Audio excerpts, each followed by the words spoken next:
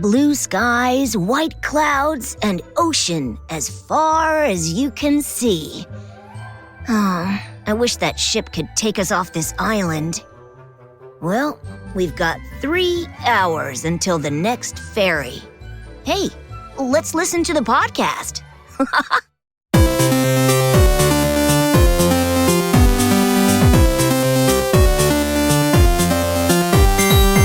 Hey, I'm Veronica Taylor. And I'm Rena Taylor. And this is The Trainer's Guide.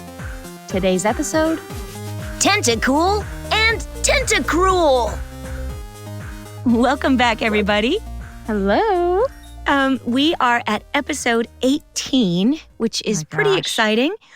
A lot has happened since our last episode. Yes, we had the Super Bowl and Mardi Gras. And today is a great combination of things. First of all, the podcast coming out. Hooray. Yes. Then we've got Valentine's Day. Yes, lots of love. And, of course, Ash Wednesday. All ash, all day. Oh, yeah. Yes, as we like to say in our house. Definitely. A whole day for Ash Ketchum. Amazing. What could be better than that? Perfect timing. Exactly. We love Ash, and just for this special Valentine's Day, it's coming at a great time because this specific episode is all about love for water Pokemon and the ocean in general. So That's right. It's a very loving and caring episode when you really think about it. That's right. So let's get right into it. Mm-hmm. We are in Porta Vista, which I realize must be a town on the island of the giant Pokemon. Because remember something happened and then all of a sudden they were just entering into this new place. But it's still an island. So my guess is that it's all kind of connected. They're all still on the island.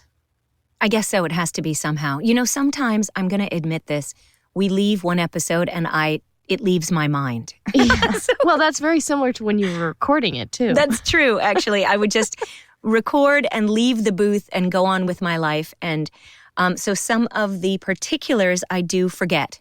But you're right. I think you're absolutely right about this. I hadn't put it together. Each episode is its own world for me. True. And we all have to suspend our disbelief to some extent. So perhaps it is a different place. But I like to believe that it's all the same island. How the residents of Porta Vista could live with all these giant animatronic Pokemon, I'm not sure. Well, it's similar because Nastina is looking to build her whole resort, which is full of roller coasters and all this other stuff that could be inhabited eventually by animatronic Pokemon as well. So there seems to be, it's all tied together. That's in a true. way. That's true. She's pretty dastardly. I wouldn't doubt that she was working with Team Rocket's boss. She might. She has some pretty evil plans. So I wouldn't put it past her to be working with them. Nefarious. Mm-hmm. A nefarious duo. So one thing, they're at Porta Vista, which is a portal to a beautiful view, in a sense, and that's where we meet our 3 heroes on the dock waiting for the boat because they've missed the ferry. I wouldn't think they'd be so anxious to get on another boat. That's but anyway, true. That's such a good point. Yeah, but there they are, and then they see a horsey out in the water, which looks it's not a great omen to see a worried horsey kind of yelling at you. Yeah, and it has a black eye, it looks like. So that also, it had like a giant, like dark patch around one of its eyes. So it already is not in good shape, and they all can see that. And essentially, Misty says, Horsey, are you okay? Let me try and capture you. And instead of coming to Misty to get help, it spits out with all this ink an image into the water of these kind of like tentacle jellyfish looking things, creatures, which we can guess are Pokemon, but Right. who are we to say? Exactly. We are just here to interpret the art that it creates. That's right. And they do interpret it as a Pokemon, I suppose. Right. The funny thing is, yes. I will say we watched this episode separately, Mm-hmm. and you saw it first, and you had said something about the horsey being an artist. Mm-hmm. And when it came on the screen, I really was expecting it to have a beret on. I know. Of course. You were like, it's an artist. And I thought, okay. And I really thought it was going to have a beret, and like that was its thing. But it that just goes to show you that you cannot spoil the story for anyone, because you give away these little tiny tidbits and then it ruins the whole thing. Yeah, so it wasn't enough that the ink spewed from its little mouth. It needed to have a paintbrush and or beret. Yeah, I just thought, oh, well, that's it. But anyway, it painted a good picture. No, I was happy to know. I was happy to know, but it literally painted a good picture. Yeah, exactly. Yes. Okay, so we're looking at the picture, and then a boat explodes. Yes, yeah. There's a lot of violence in this, violence for the senses, because there are explosions and guns. They mention money. It's very kind of too much real world for me. Totally. I agree. This is an episode that I probably would have avoided because I avoid violence in what I'm watching. But anyway, I watched it. You have no choice. You know what else was violent? Nastina's hairdo. Oh. Wow. I thought she was like the anti-Misty, because she has orange hair in pigtails. Mm-hmm. And I really thought, wow, this is what Misty's future could be if she went down a different path. Oh, yeah. I see that. Because she's just the total opposite of everything Misty stands for that we learn. And selfish. I mean, that's part of it, too. That creates her kind of ugliness, I think. Yeah. So we meet this woman, Nastina, and we find out, Nasty is in her name, which should give you a clear indication of what to expect. But we find out that she is building this luxury resort in the water. And these Tentacool, which are, I almost said Squidward. They are jellyfish-like Pokemon. They are interfering. With long arms. Yeah, they are interfering with her plans. That's right. And they've been bothering her and, her construction this whole time. So she tries to get Ash, Misty, and Brock to help her exterminate the Tentacool. And she offers them all this food, $1 million? $1 million. And vouchers to her hotel that I guess will be built. Mm-hmm. And then she's just flipping through the vouchers. She has the vouchers ahead of time, but not the hotel yet. Yeah. Well, she's just getting prepared. Well, I've done that in my life. I've kind of started the floor of my clubhouse in the backyard and even put rug down, but it had no walls or any roof or anything to protect it, but I was getting prepared. Yeah, well, sometimes so I you just have this. to visualize. True. And some things help you to visualize. That's true. The rug was free. It was samples that I found. So, but you do have to visualize. I have to step back to say that this is a great Misty episode because it does have to do with the ocean. In the beginning, when that boat explodes, she sends out her Starmie, and Goldeen to go and save the sailors that have been blown off the ship. Yeah. So she's invested from the beginning. And while Nastina is trying to bribe them, she's the only one holding out. I think Brock and Ash are considering taking the money. Yeah, they're definitely blinded by the food and the idea the food. Of getting all that money. I think they don't really see the problem in it necessarily. That's right. So they go, Misty, why are you so upset? And so she explains, she's trying to destroy the ocean. The Tentacool. What I love is she's going on and on about how Tentacool are so cute. And Ash and Brock look at the picture on the Pokédex and are like, ugh, beauty's in the eye of the beholder, I guess. Right. They don't see, she sees things very differently than they do in this instance. But they come around because she says, there must be a good reason why the Tentacool are trying to, sabotaging this project. Right. So there has to be a way. And she says they're disrespecting, the ocean. So there has to be some explanation for this, because they wouldn't just come out and wreak havoc. Right. And attack people without a reason, which of course we know, we human beings in this world, that when this ocean habitat is being destroyed, they are trying to fight for their lives. Yeah. Essentially. Yeah, so, totally. They're defending. And she finds out, that Nastina is building the resort on their home, on the coral reef. Right. And so because part of the resort is that the rooms will look out into the water and at the fish. On one hand, it's a cool idea. Yeah, but of course. On the other hand, you don't actually think about, oh my gosh, that's somebody's or something's home that we're invading. Right. We've been in places where the aquarium you're walking through the middle of it because it's built around the path. You can see the fish swimming all around you, or hotels that have aquariums in them, but none of them have been built into the coral reef. Yeah. You have to, this is a great episode to really think about how your actions can affect everything. How just before you build anywhere, you have to think about the natural resources and what you're doing. And anyway, I think there's a lot in this episode to make you think about, I don't know, everything really. Yeah, conservation being number one. Isn't that kind of part of the overarching theme that we've been learning about in the show, is that you can never judge a book by its cover, right?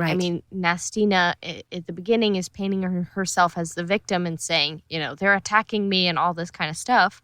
But Misty goes, well, there is another side to the story, and we have to find out what that side is too. Yeah. And so always giving people, in that sense, and everything, the benefit of the doubt, always looking into it to find out both sides to really get a better idea of the whole picture. And it really is, I think that's something that we can always apply to our real lives. That's right. Because you can never just take one person's word for something. It's always good to find out, you have to know the whole story before you can make up your mind about what you think. Exactly right. And you can see that no one in town is doing that, because when Nastina offers $1 million, everyone in town stampedes to try to be the one that gets chosen to decimate these Tentacool. And of course, Team Rocket shows up. I know, on a boat that they somehow got. Which they have that, and they have their stun sauce, which they want to pour into the water to stun and get rid of all of these Pokemon, which is crazy. And they get hired for the job. Nastina sees them and goes, they might just get the job done. Yeah, so they I can go get off behind in their them. boat. Yeah, totally. They go off in their boat, and there's so many Tentacool. There are so many of them in the water. It's crazy. And anyway, so they go, there's not enough stun sauce. And they, I guess accidentally, or they throw the whole barrel into the water. And it hits one Tentacool. And instead of stunning it somehow jiggers a transformation, and the Tentacool evolves into a Tentacruel. Right. And like the biggest they've ever seen. They call it the gangsta of the sea. Right. Which, that's very true. It is very gangster. It's big, and also it's kind of horrible that it's a cruel, because it's really just a giant version of its smaller self. Doesn't mean that it's bad. But anyway, these are all judgments put on. But it attacks the resort. Yeah. It attacks the resort and then starts to attack the city. And with the tidal wave. And this tidal wave, all of the Tentacool come flowing in, and this Tentacruel is behind it. And this is where Nastina has these giant guns that come out. Oh my gosh. They have and she comes out rubber, in a tank too. Yes, but rubber bullets that are bouncing off of the Tentacruel. Or is it just that the Tentacruel is too, like rubbery. The bullets don't affect it? Yeah, I'm not sure, but I'm going to say rubber bullets. Okay. I like that idea. Because with a normal thing, it would stun it. It would hit it and you'd get knocked down by it. Mm-hmm. But I'm going to go with that because it's just a little too much that there are even guns in this episode. That made it in. I'm shocked by that. And you see that Ash has no lines during this part, so I don't know if I ever saw this before. Yeah, I guess not. Since I've really only seen, some of the episodes I have seen, but obviously, but this one, I don't remember specifically this happening. So I have a feeling it's because Ash doesn't have any lines during this part. Yeah. So now I've seen it and I'm shocked. Yeah. And you know who has more lines than I expected? Meowth. I know. Because the craziest thing is that the Tentacruel, and I think a Tentacool, they have Meowth, and they put their little tentacles on Meowth's head, into that gold thing that's on its head. Right. And they speak through Meowth. Yeah, like he's a puppet. It is the puppet kind of mouthpiece. And its eyes are, these. Yeah, it's so cool and weird. It was scary. And wild. It was really like, whoa, what's going on here? But what's amazing is that so often we all need a mouthpiece. We need someone to speak for us. And to be able to find that person is quite difficult. Totally. And to be heard. And this is a great example of these creatures who are being trampled upon and their homes are being taken and they need someone to speak for them. They need agency. Right. And Meowth is that one who has to say, look, through him, they say, look, we don't want to do this, but we're fighting for our home. So leave us alone and we'll leave you alone, essentially. Right. And they are basically like, this is payback because you've destroyed our home. So now we're going to destroy yours. Right. And teaching you the pain of your homes being destroyed. Yeah. My gosh. It's so cruel powerful. and inconsiderate, they're saying. It is really terrible. And especially that it's happening to the coral reef. We can all understand that. And perhaps this episode will make us stand up and speak for the coral reef in real life afterwards. But there's a full attack. All of the Pokémon are sent out to drive the Tentacool back and away. Yeah. And they are, the Tentacool and the Tentacruel mainly is surprised. It's going, why are you helping these destructive humans? That's right. How could you do this? You're our enemy now. And so Pikachu tries to reason with the Tentacruel and seems to be kind of, making some headway. But the thing from Pidgeotto's back, I know, flies up and speaks directly in Pikachuese to the Meowth mouthpiece. Right. Just on and on and on. They seem to be getting somewhere, but it is. Well, what I think, hold on, just to keep you in suspense. What I think is so interesting is that in that conversation, the Tentacruel doesn't use Meowth to respond. So that's right. We don't know necessarily what they're saying. And I think that's so powerful because this is a conversation between Pokemon. They're not allowing the humans to get into that because this is between them, which I just think is so interesting because, they're not addressing the humans now. They're not their thought.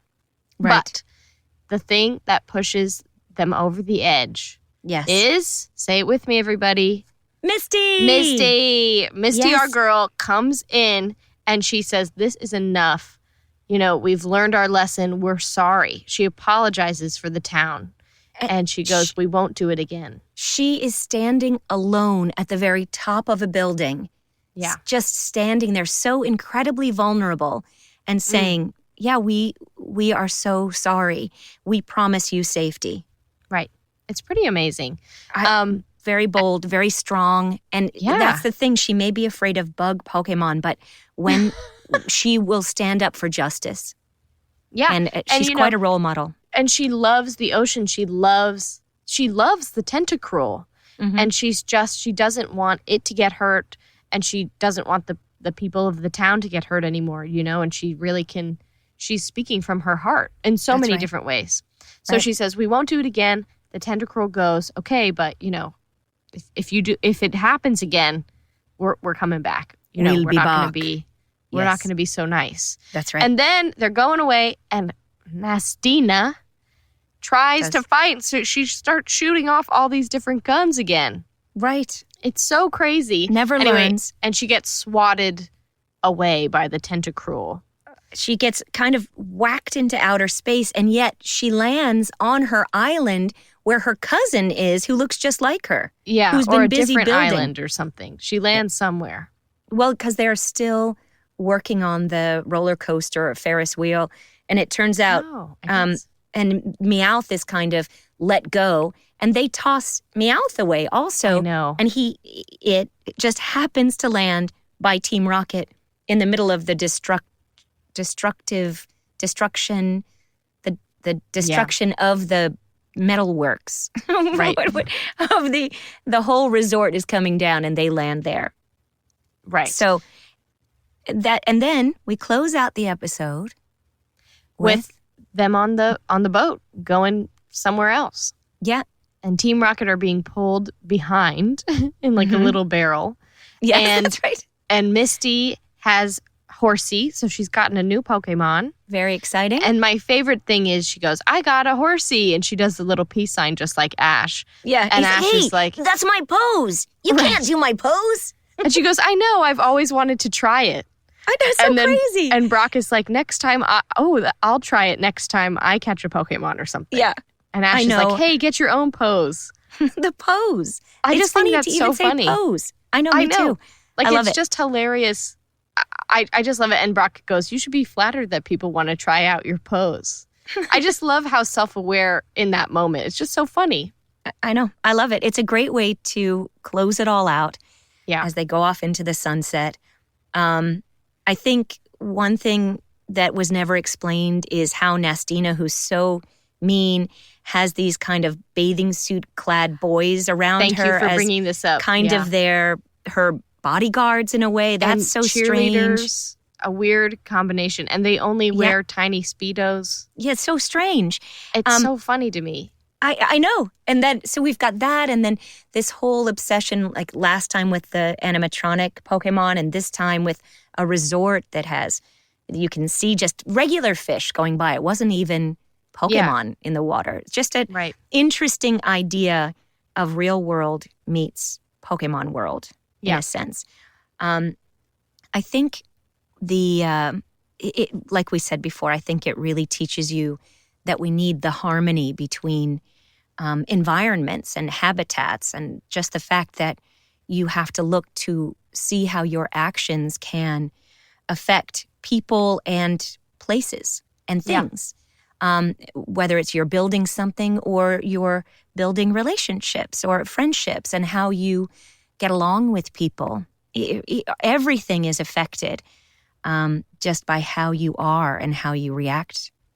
So I think this episode is a good reminder to be mindful. Yeah. And I think also it's a good reminder to stick up for what you believe in. I mean, Misty at the beginning of the episode is on her own for going against Nastina, you know, and luckily she has friends who listen and hear what she has to say and go, oh, you know what? I see your point. I agree with you. I'll stick with you on this. I'll back you up.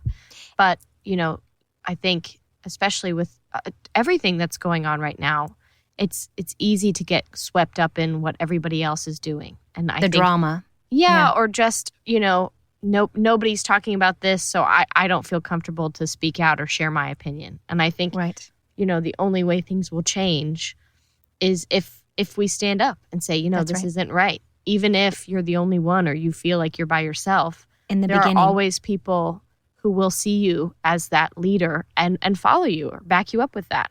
That's right. And I think, standing on your values and looking for justice and the truth is so important. And sometimes it's a very brave thing to do.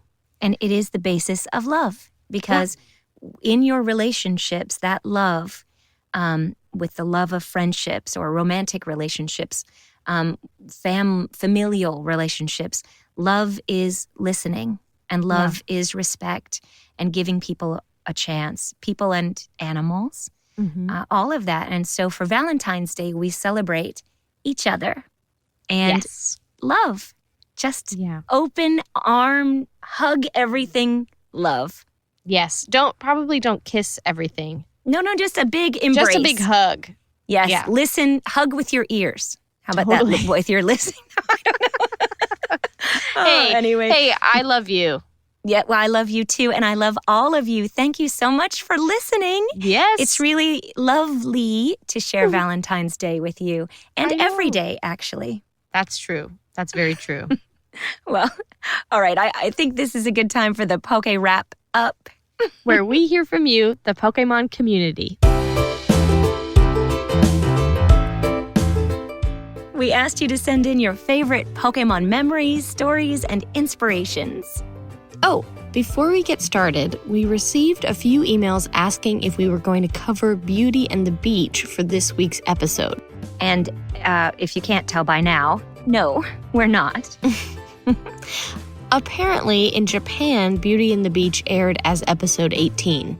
And we are discussing the episodes in the chronological order in which they aired in the US. So that's why episode 18 is Tentacool and Tentacruel. I did look it up, and it seems that Beauty and the Beach aired in the US in 2000. So we'll be discussing it then when we get to it. Right, all in good time. We also received a few emails answering questions from last week's episode. And we have Rodolfo from Bloomington, who wrote, Pokemon can get out of their Pokeball on their own.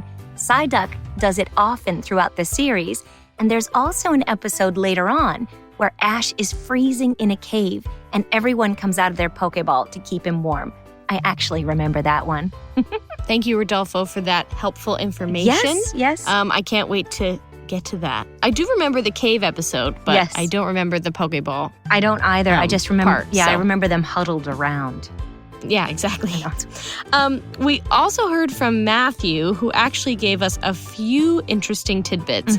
First of all, he mentioned that at the end, when they are in the little cart and they crash into that Pokemon, that was a Zapdos. So thank you for that. Yeah. It makes sense now that I see it, or I saw it written down. I do know what a Zapdos looks like. Me too. But I couldn't remember it. Neither could I. Anyway, that's why we need each other, all of us. Exactly.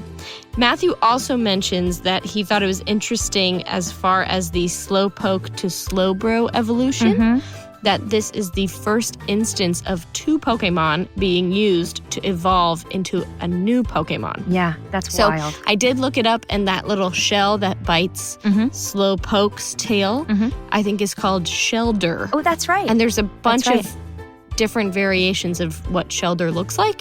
But anyway, so it is an interesting thing that this is our first time seeing two Pokemon coming together to create an evolved Pokemon. Right.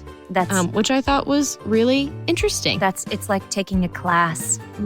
Many Pokemon or people have to come together to create an evolved form of you, the student. Yeah, is that a reach? That's very true. Maybe. Okay. And last of all, we have a Poke memory from Josh, whose submission could not have come at a more appropriate time considering the context of this episode. Yes. Hi, Veronica and Rena. As much as I love Brock and Ash, I just wanted to let you guys know how much I adore Misty. She is simply a star in the Pokemon realm. Water Pokemon are serene, they're tranquil, they're peaceful.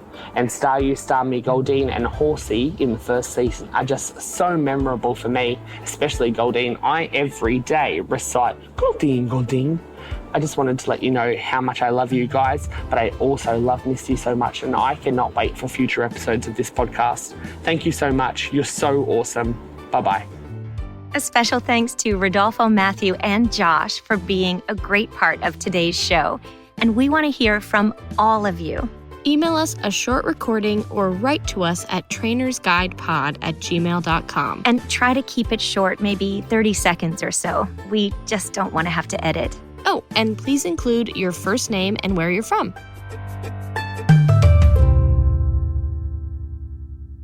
Well, that about wraps up today's episode of The Trainer's Guide. And, as they say, to be continued.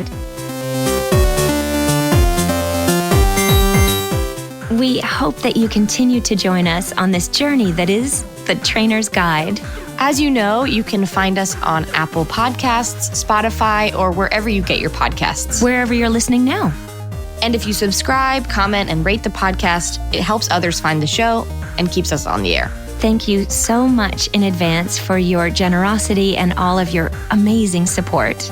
Trainer's Guide is a production of Boom Integrated. We are co-executive producing this along with the amazing Adrian Glover and the incomparable Robin Lai. I'm your host, Veronica Taylor. And I'm your host, Rena Taylor. And this has been The Trainer's Guide. We'll see you out there on the road.